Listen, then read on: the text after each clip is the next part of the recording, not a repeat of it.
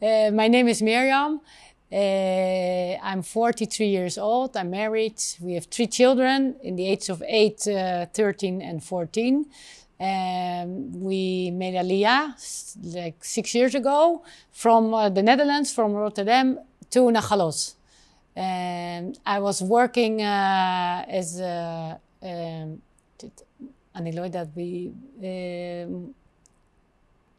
I was working in the visitor center. Well, I had to think about the word.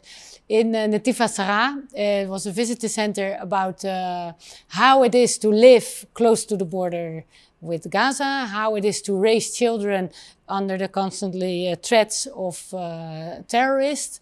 That was my job. So we invited lots of groups from all over the world to explain and to make people aware about the situation we are in. And now, because it's also on the border, I have no job anymore. I think she quit the project because it was too hard for her to continue. So that's me. On the 6th of October, we had this main Chazarot for the party, or for the 7th. My daughter was she was dancing. So we were mainly the whole evening close to the pool. And when we got home, we were talking about, I promised my daughter to sleep in the sukkah because it was the last night of Sukkot. So I promised her that we were going to sleep in the sukkah on the grass field in front of our house. But because we came back so late, I said, okay, I'm sorry, I don't want to make up the sukkah now. So let's come sleep in our bed together. It will be fun as well. And that's why we were all inside the house on the 7th of October. I woke up around 6, before the first alerts. And I checked on my phone because my husband was supposed to go out for a run. Every Saturday morning he goes running in the fields till Paga, Berry, and the whole area. So I checked my phone where he was so I could see. And I saw that he didn't left the house. So I walked into the living room and I saw that he was sleeping on the couch. And because the evening before, one of his tooth broke, so he couldn't sleep the whole night of the pain. And that's the reason why he didn't get out to run. And so I thought, okay, so he's here, so I can go for a morning run. Because normally when he comes back from the running and I will check on the phone if he's close to the kibbutz, then I will go out and then somewhere in the field we will meet each other and then he goes back and I will go. So I thought, okay, maybe I can go now. And then I saw my little girl sleeping in the bed and I thought, just take some time to hug her a bit. So that's why I didn't go out that morning. And then I saw on my phone, I think the first red alert was in Yad Mordechai, as I remember. I'm not sure. And I thought, what is it, some kind of special day? I thought, okay, we have the 70-year celebration, but is that special enough for Hamas to fire rockets? I didn't understand it.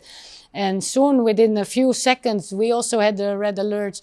So I just grabbed my daughter out of the bed and I just almost throw her into my husband's arms so he took her to the mamad.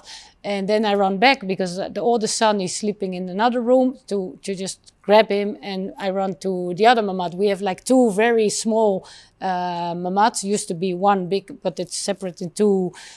So my husband and my daughter were in the one mamad and I was with the boys in the other one.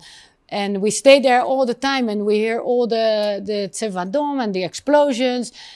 And we really thought, what's happening? It's, we are used to these noises, and the longer you live there, you can recognize the noises. If it's like an Iron Dome rocket or it's a mortar, you just know. And we didn't recognize many of the sounds, and we just didn't understand what was happening. And then suddenly, I think after 10 minutes, it was quiet, completely quiet. So we just got out of the room and we just standing there hugging each other and we thought, what happened?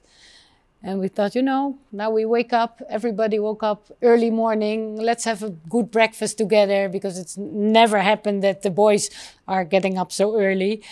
But there was no time for any breakfast because it started again, new rocket alerts, and now this time we run together in one room.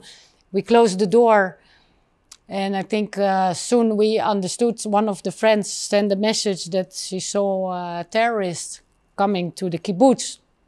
So we didn't get out anymore, and then we got a message that we had to close the door and lock the door and the windows. So I think our door was locked. I'm not even sure, but yeah, it was locked. Probably because we have a big dog who knows how to open the door if it's not locked. So we just stayed in the room and we didn't get out anymore. We had no water, we had no food. We didn't have a place to, we couldn't go to a toilet. So, and it's my daughter's room. So we just empty some boxes with toys so we can do, we could go to the toilet. It was a bit embarrassing in the beginning, especially for the older boys, that they thought, you know, do I need to go pee here with everybody here around us? So I tried just with a blanket. So he had some private few seconds privacy, and we were just waiting. And I really didn't believe the messages, and it's also because there were a lot of messages in the WhatsApp of the kibbutz, everything in Hebrew, of course. And I tried to understand what was written, but it cost a lot of time to translate every message to understand what really happened. So I just got lost halfway. So a lot of messages I didn't even notice or read. And so I didn't really understood what was happening, except from the messages of Avia. And the first few messages were in the Avia that was said like, close the windows and close the door, and whatever happens, stay in your safe room. And that's what we did. And we didn't know exactly what happened around us in the beginning, of course, until my oldest son, he took his phone with him into the mamad. And that was maybe lucky that he took it, because that's why we had I had my phone and he had a phone. And he was whispering in my ear that he saw on the social media the video of one of the families in the kibbutz. And he was just whispering in my ear, because he knew that it was not okay for his sister and his younger brother to hear something like that. And we checked together, and I still couldn't believe it, because, you know, whatever can happen in Nachalos, the worst thing are rockets.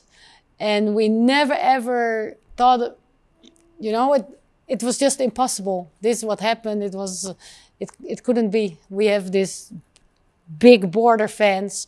That's also what I always tell on my work. I take people to the border so they can see the border wall.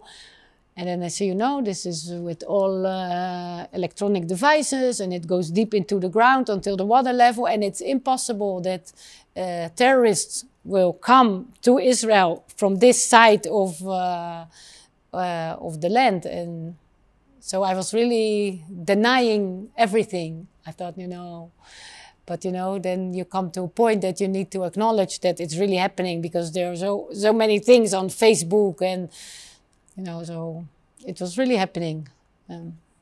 So we were in the room, and our safe room is 7 square meters. It's nothing. There's a bed and there's a closet, and that's basically it. There's no more space.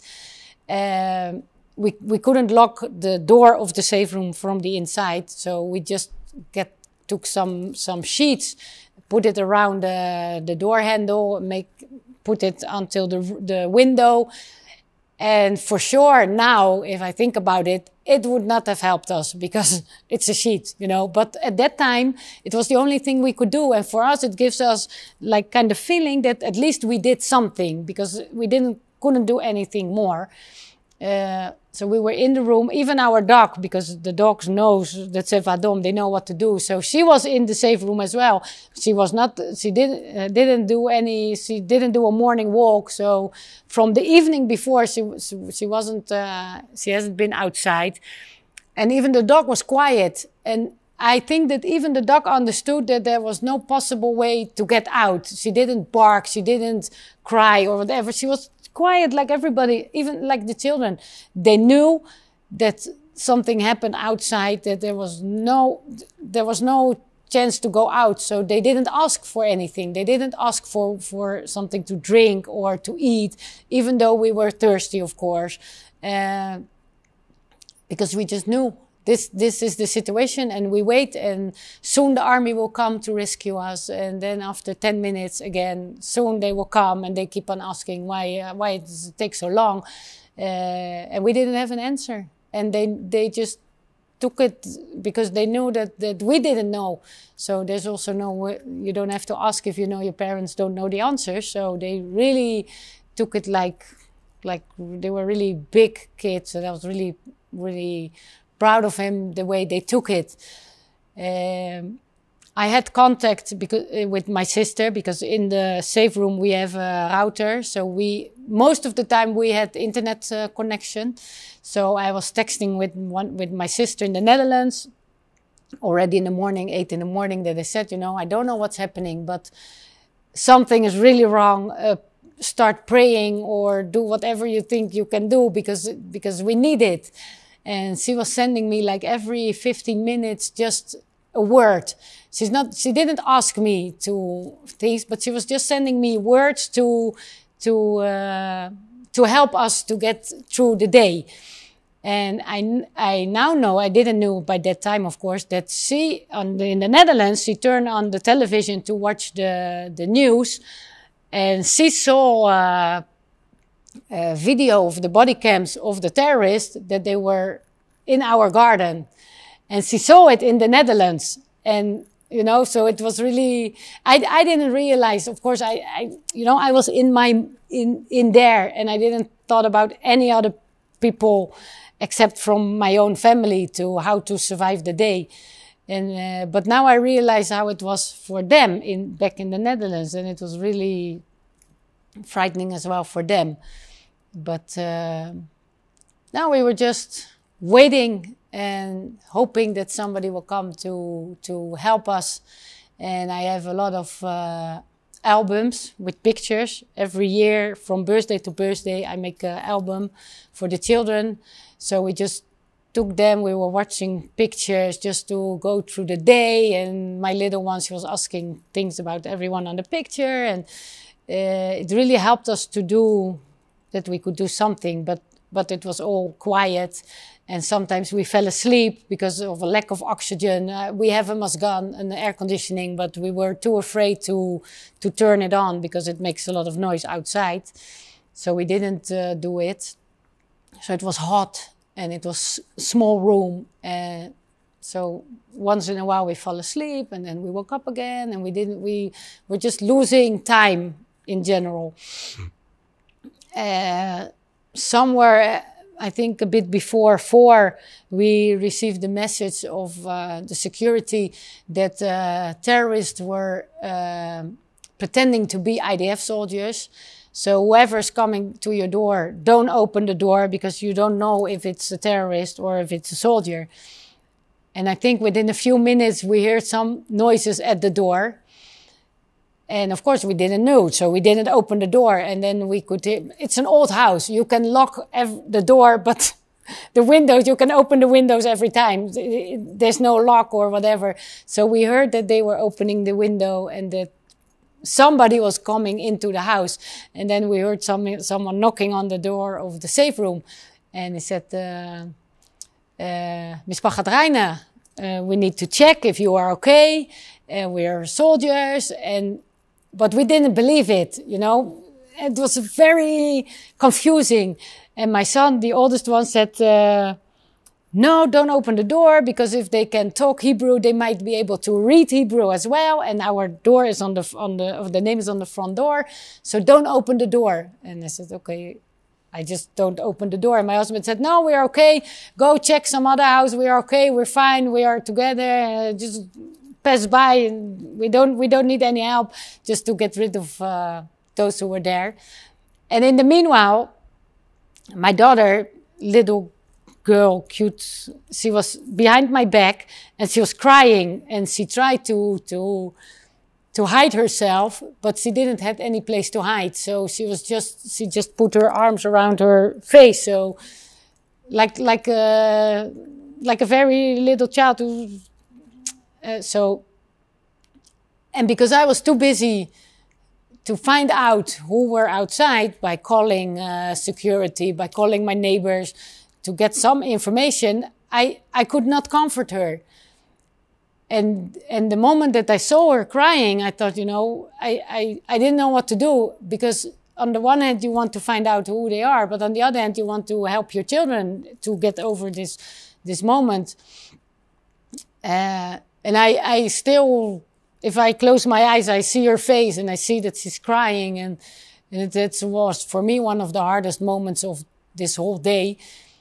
And then my neighbor called me and he said, it's the Sabah. They are the soldiers. You can open the door. And we're still not sure what to do, but okay, we opened the door and I saw these big guys and I just started to cry. I fell in the arms of one of these guys and I just cried and I didn't know what to do except from crying. And then I thought, okay, they're here, we are safe, we will get out of the house and it will be okay. And then they said, no, sorry, we have to check every house. We just came to see if you are okay. You are able to get some food, some drink, and you have to go back. Okay, and that was about 4 o'clock. So after 9 hours, we finally had some drinks, some water. We got whatever we found, like bread and chips. Whatever we had, we took it to the safe room and we locked the door again. And we were sitting in the same situation, except from knowing that the army was in the kibbutz. In the meanwhile, we heard all noises around us. As far in the beginning already, we heard the terrorists around the house, and I don't know why they didn't came in, because they never entered our house. It probably because, I don't know, our house, right behind our house is the weapon armory of the kibbutz.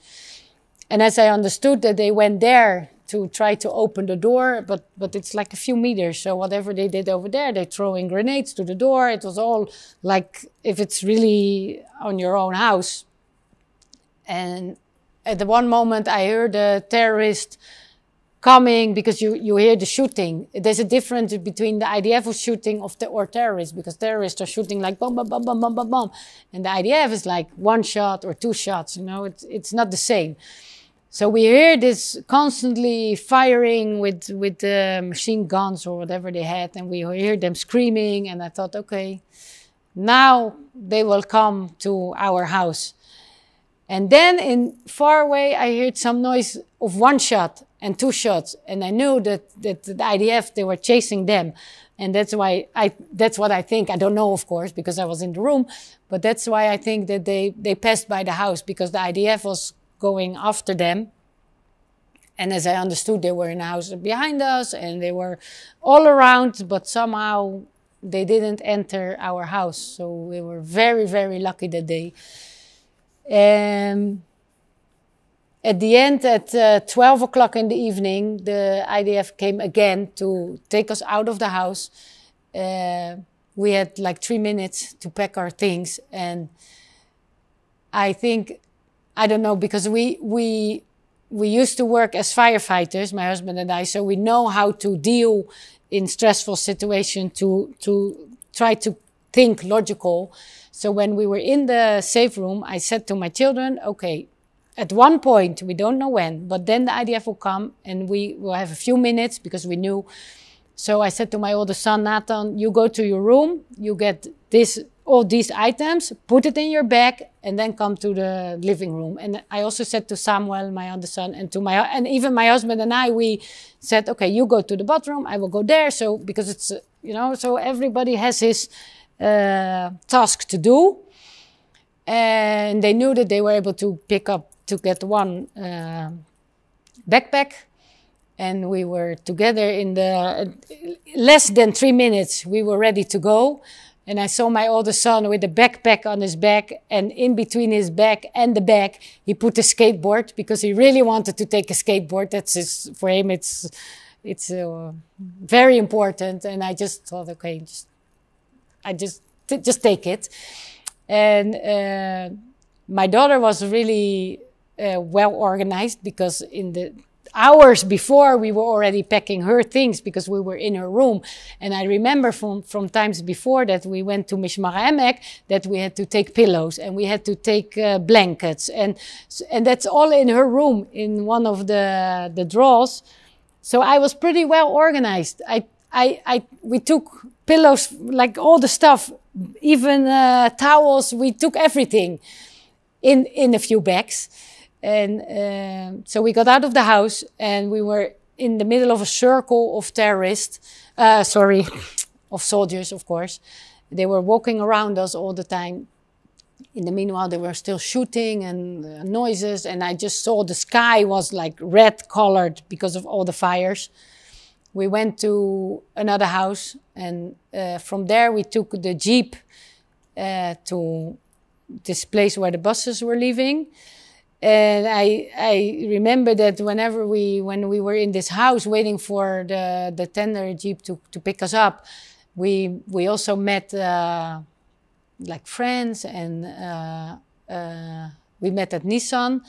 And suddenly I saw my husband and they were like hugging each other, and that's pretty normal because everybody's hugging, but they started to cry together. And I really thought, wow, a big man can cry. It was the first time I saw like two guys this big that they were crying together about what was happening. We got into the tent there, and it was full loaded of people. There was not enough place to sit. Everybody had suitcases and whatever. And then my husband was the last one who entered to enter. And he was carrying a green laundry basket. And I thought, why are you carrying a laundry basket? And then he was crawling over all the suitcases, all the people, and he was sitting in front with the basket on his neck. And I just looked at it and I thought, what the hell did you took? And he took like teddy bears of my daughter, full loaded. And he said, yeah, we can use them as a pillow, and it was good because she was able to give other children, so at least they had something. But that is, if I see him sitting with the basket full of teddy bears on the day you have to evacuate from your own house, I thought, okay, you could have think about the other things, but he took it. It was really kind of almost funny to see. So we got to the bus, and there we took the bus to the south, and we were constantly checking to see people, your close friends, and to see other people who are here, who are not, why they're not here, and you start to make up a bit of the story, and you realize that as a community we went through this whole disaster, but at the end everybody did it alone because nobody could go to somebody else or to help, and And at the end of the day, like after 24 hours, we came to Mishmaremek, and they were waiting for us. And then we got a room, and I saw that they even put towels on the bed and the blankets and whatever. So I didn't have to take them, but anyway, I had them. And that was the first time that we were able to get a bit of sleep and get over whatever happened. And my husband thought about, we were not sure if he was able to come with us, because so far every escalation, every war, he always stays behind because he works at the farm. So he always stays with the cows. But we checked and they said no one will stay behind. So he had to come as well.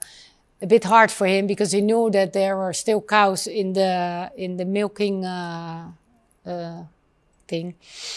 And that they couldn't get out because they were locked up and there was no electricity. So it was a bit hard for him.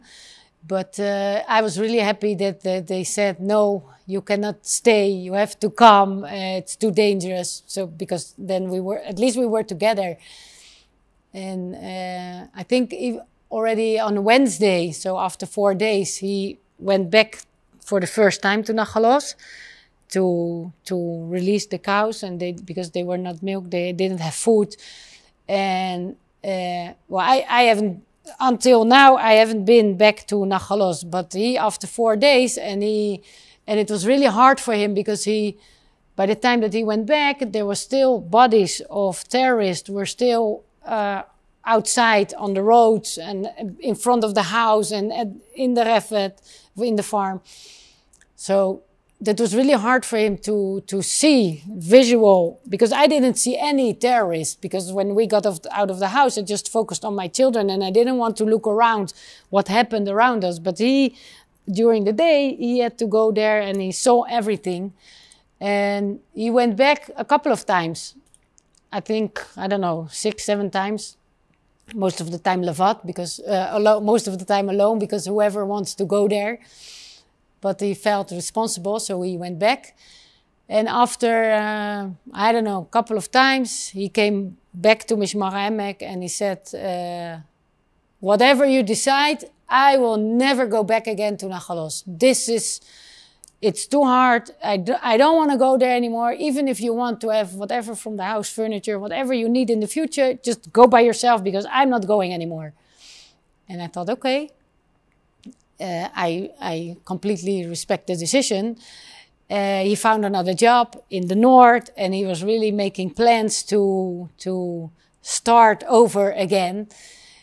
And it's not what we wanted to do, of course, because, we made Aliyah 6 years ago. We came with nothing. And finally now we had a house. And finally, after 6 years, everything started to get a little bit more easy, because we struggled for 6 years. With work and money and whatever. And I just thought, do I need to do it all over again? But that was his decision. He had a new job. After 3 weeks, he came home and he said, I quit my job. Tomorrow I will go back to Nachalos. Because he couldn't let go of it.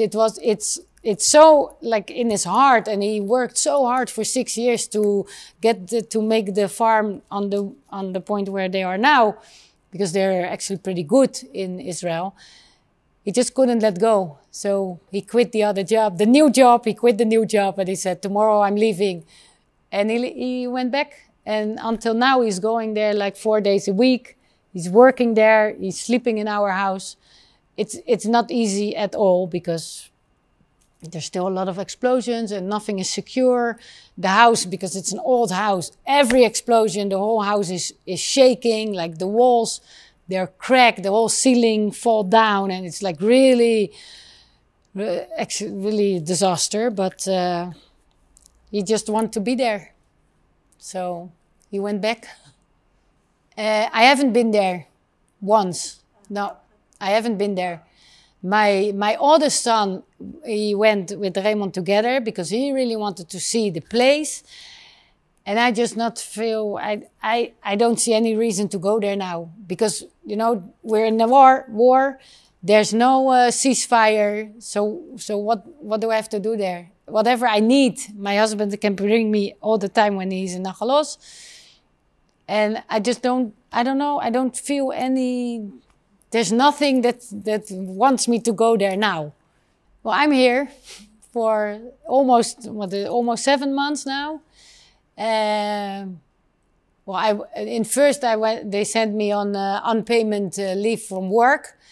Now, last week I got a letter that they fired me. So I don't think can go back to work there in any case. I'm here with my children, and I try to do whatever I can do for them to make life as easy as possible.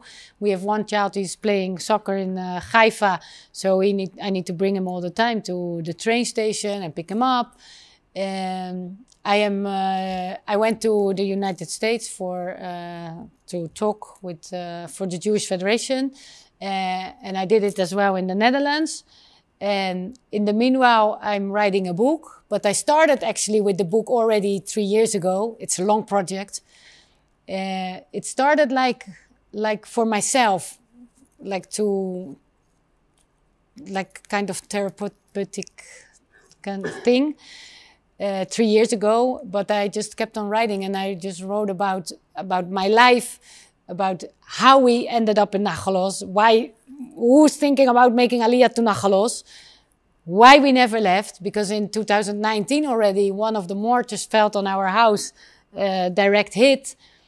So everybody said, you're leaving, right? You're leaving, because but we thought, this is the worst what can happen in Nachalos, that your house is hit by mortars or rockets. And if we can come over this trauma, it will not be worse ever. Of course, that's what we thought. So we never left. So that's what I'm writing about my life, and about how it is for a mother to raise your children in this area, basically. So I said to Raymonde, I think 2 weeks before the 7th of October, I said, I have 35,000 words only about war, about fear, about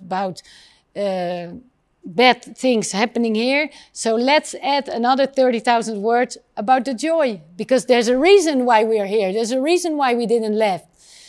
And then the 7th of October came, so I have to add another few chapters. But that's what I'm basically doing now. Come. Wow. באיזה שפה את כותבת? In Dutch now, because that's it's the easiest. But I will. First, I need to finish this, and then let's see what will happen. מה את מאחלת לעצמך? מה את רוצה שיקרה?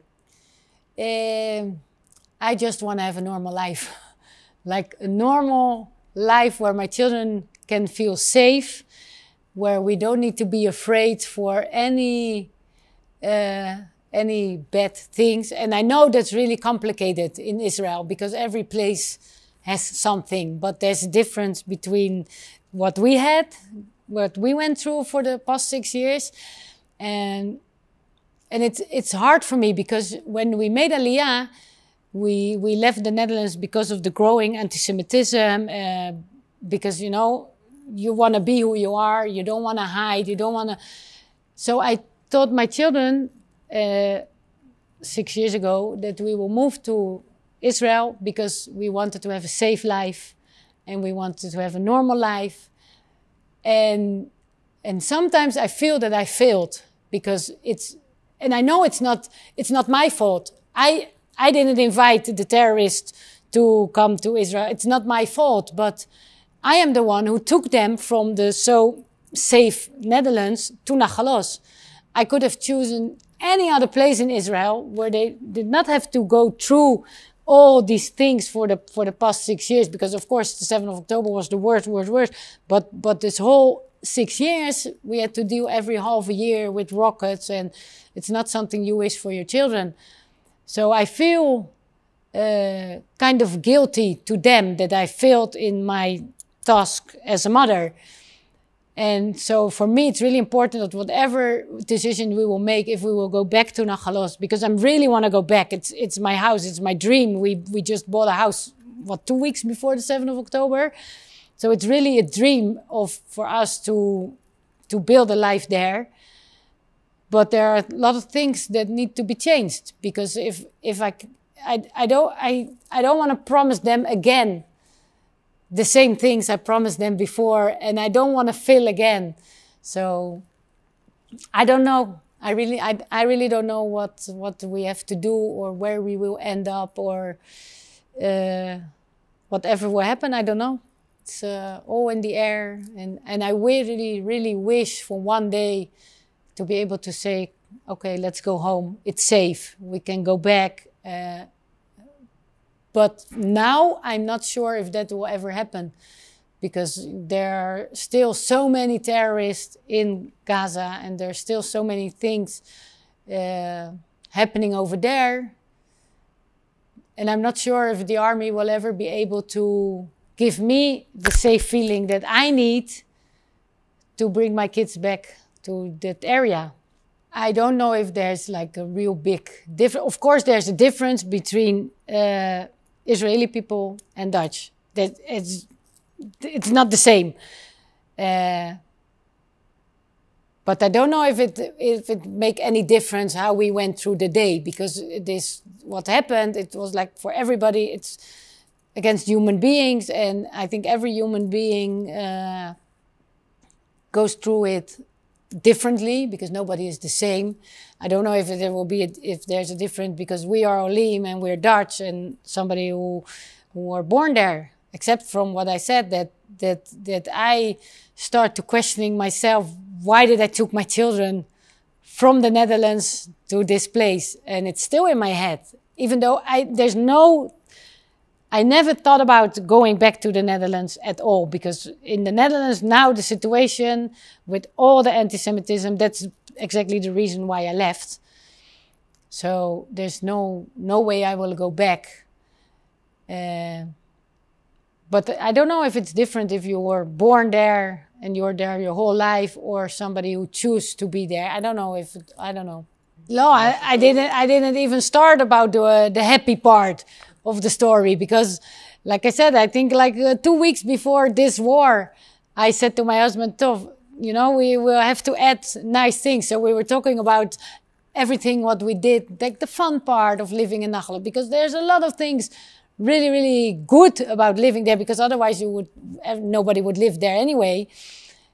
About the friendships, about the nature, about the whole concept of living a Zionist life, because that's a part of it, of course. But I didn't wrote one funny thing yet, except from wars. And the first few days after the 7th of October, especially my sisters, they were begging me to come home, and they said that I need to check the flights of the government of the Netherlands. I was on a list, not that I thought about leaving. I couldn't leave anyway because I think I was like way below under the list. So they never called me to get on a plane. I didn't want to go anyway, because here, everybody knows what you've been through. We're all together. You can start crying whenever you want, and that's okay because we understand. And I said to my sister, what am I going to do in the Netherlands? If I would go there outside on the street and start crying, they will think that I'm a bit crazy or something. So I didn't want to go back. Now they understand, but then they were like sort of angry, and I was selfish, But now they understand why I didn't go back. My dad was here a week ago. He just left, went back to the Netherlands. He came to do volunteering work in the south of Israel. But he knows this, where we live, of course. He has visited us so many times, and he was with us when we had red alerts, and the escalation before this one in May. He was also in Israel, so he knows how it is to live here. He actually, back in the 70s, he did volunteering in one of the kibbutz close to ours in